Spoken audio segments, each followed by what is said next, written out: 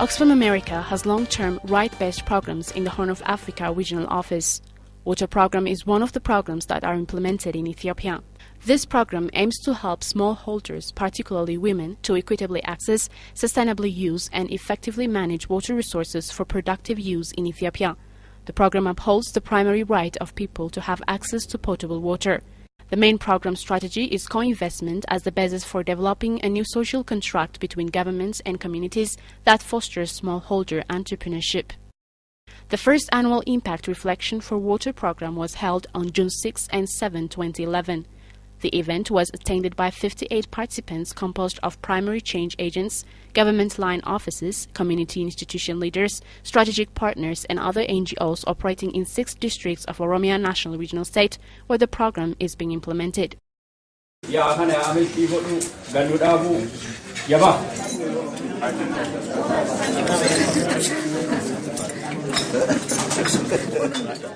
The air event themes were identified and endorsed by the Water Program Working Group at a meeting held in February 2011 following the Senegal Monitoring, Evaluation and Learning Workshop.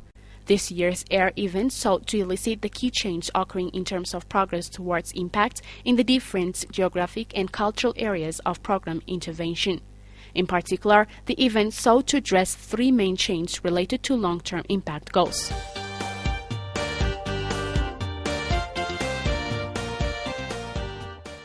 Change in equitable access to land and water for productive use, change in management structures facilitating water management, and change in co-investment. The air process facilitator Ato Alamayo Diro carried out an individual assessment reviewing sample projects in Oromia region implemented from 2008 to 2010 to collect primary data on these questions. This independent assessment was useful in identifying key opportunities for learning across regional zones prior to the meeting.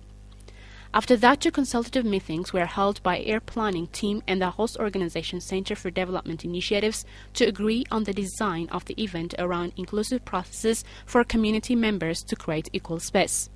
We have designed the air bringing in the traditional culture, so the facilitation even was led by the cultural traditional leaders. Prior to the event, the grant reports were organized and analyzed to further support preparations. The summarized data was presented to participants on the event and partners received a simplified form of the organized data that allowed them to easily refer to their own documented evidence. The air process was designed with 4 distinct phases that were meant to create an equal space to look at evidence of change.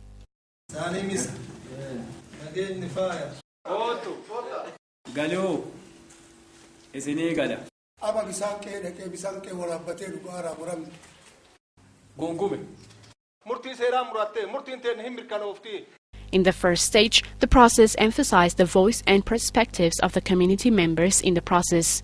Traditional greetings, blessings, and ceremonies opened the space and ensured that the purpose of the meeting was well understood and agreed by participants. A keynote address was delivered by Ato Tesfaye Ribe, the representative from Oromia National Regional State Water Resource, Mining and Energy Bureau, showing commitments could be made in this multi-stakeholder space with members of local governments. In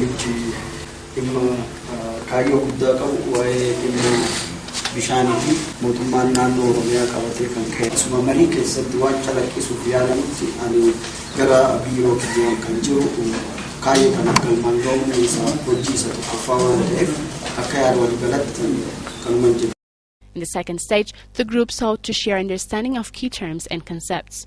All 6 waradas were then asked to outline their specific water program case, emphasizing understanding meanings and outlining the conditions in the past and at present. Each warada group discussed and extensively analyzed its experience along the issues and presented the change that occurred over the past 2 years. The groups were asked to peer review each other's cases during this stage to share lessons, insights, and challenges. In the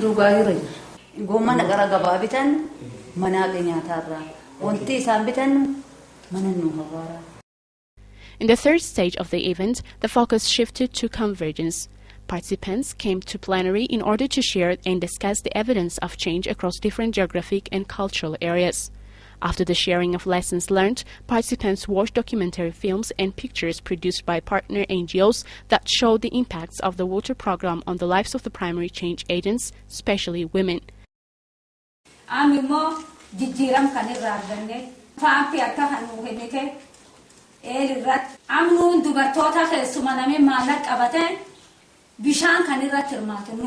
Sababan fakkeenyaaf inni jiru adda addaatiin qaamoleen adda addaa mootummaaleen asumit mootummaaleen wal qabatanii maddoon bishaanii jiru akka duraan goggoota lamaan darban jirurra amma fooyyee qaba.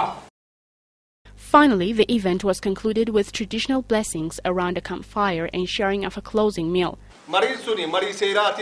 Agana achi beelaan himadhu kadhaan himadhu hojjadhee bulaa hojjadhee guddadhaa ilma guddinaa uumadhaa ilma kiyya argisiisaa murtii san sii goodeera irraan sochootu namni murtii kana dhidhise ambummaan isaatu hin laalamaa hin gaafatamaa murtii seeraan muratte.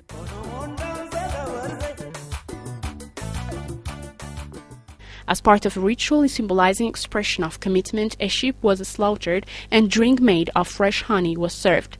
The whole city handed over the boku, a cultural sign of leadership to Action for Development, AFD, giving the responsibility of organizing the next air event at Mio Borana Zone.